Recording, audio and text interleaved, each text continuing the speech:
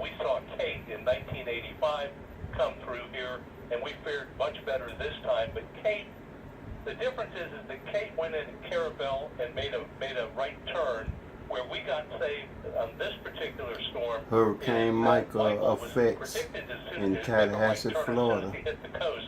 Today, October 10th, 2018, Wednesday, 6:18 p.m. I'm Jake Locksmith, serving Jacksonville, Florida. As you heard the governor say, 2 tornadoes in neighboring Gadsden County. We still have tornado alerts here, and it's going to be tomorrow praying morning. for all the people, praying for them, wherever bad weather are. Thanks for taking the time to speak with us. We hope that you and your family stay safe. Thank you. It'll be really, really interesting to see how the devastation gets played out. I have a feeling it's going to be highly concentrated. And I want to tell you why, okay? Because this storm powered up so quickly, it did not have the time to expand outward, and that may be the only true saving part of this incredible story.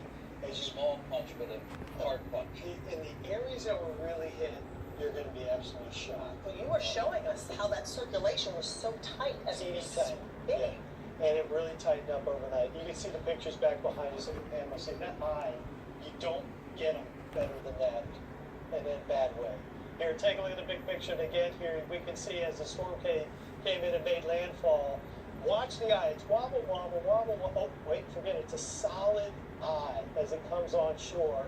And notice all of the various warnings and various storm reports of wind and tornadoes that were reported as the storm came on.